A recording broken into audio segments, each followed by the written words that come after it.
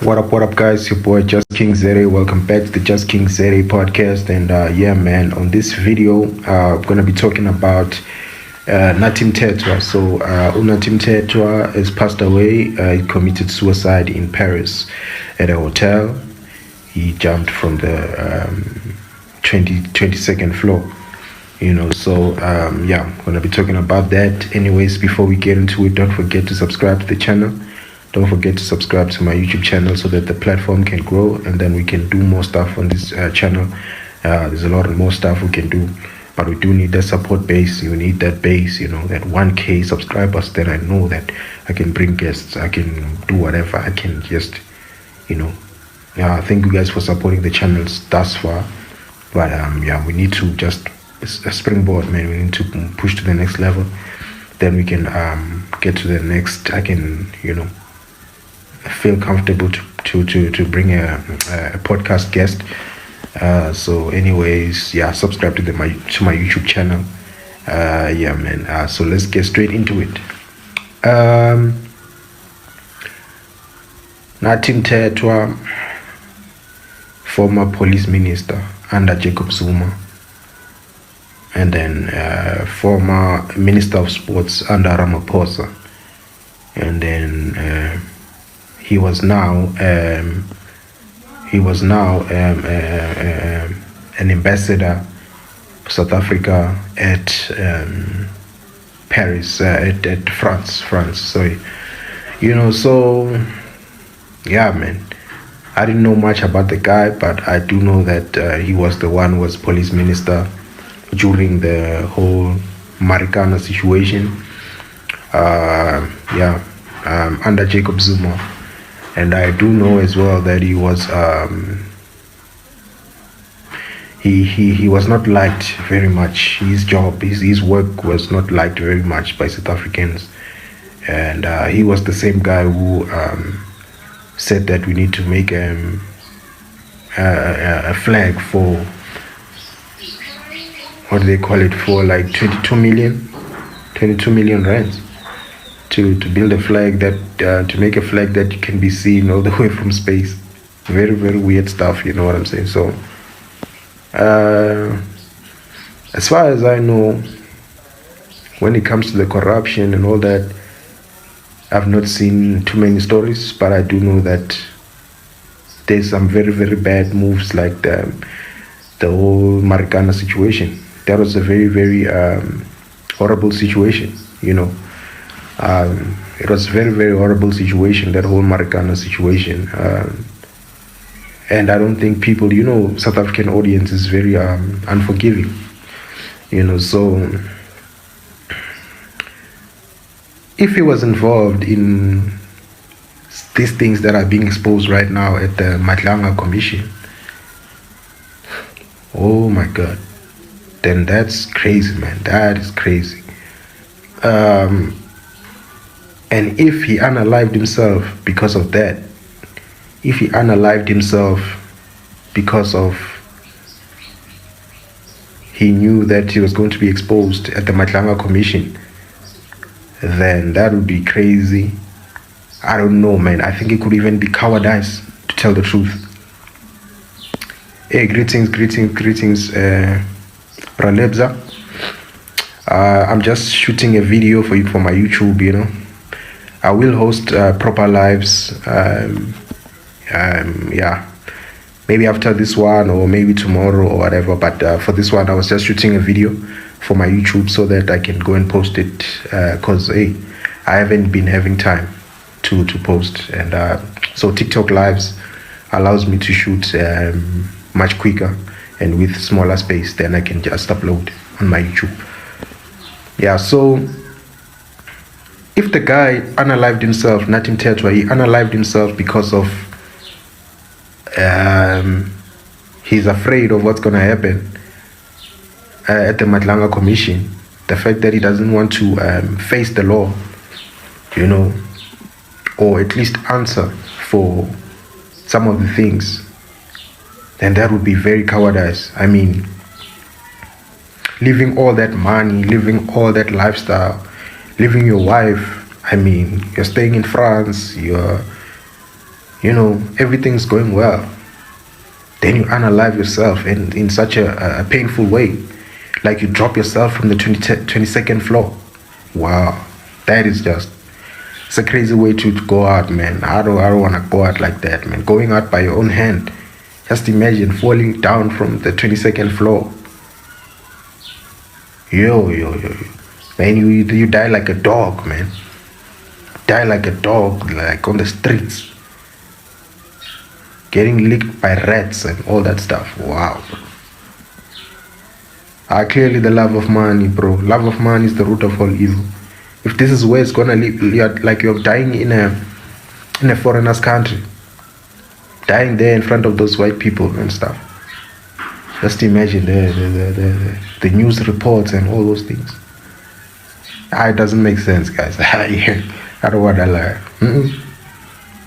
Doesn't make sense. So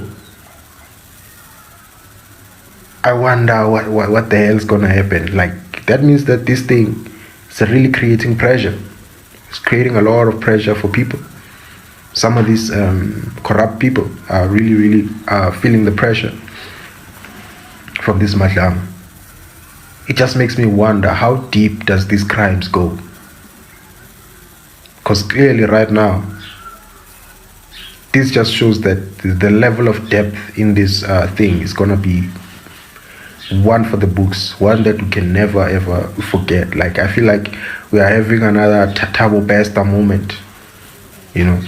I feel like whatever's happening right now is another Thabo Bester situation that is gonna go on Netflix, and people are gonna be watching those things worldwide, and South Africa is just gonna have a spotlight on it, on the level of crime.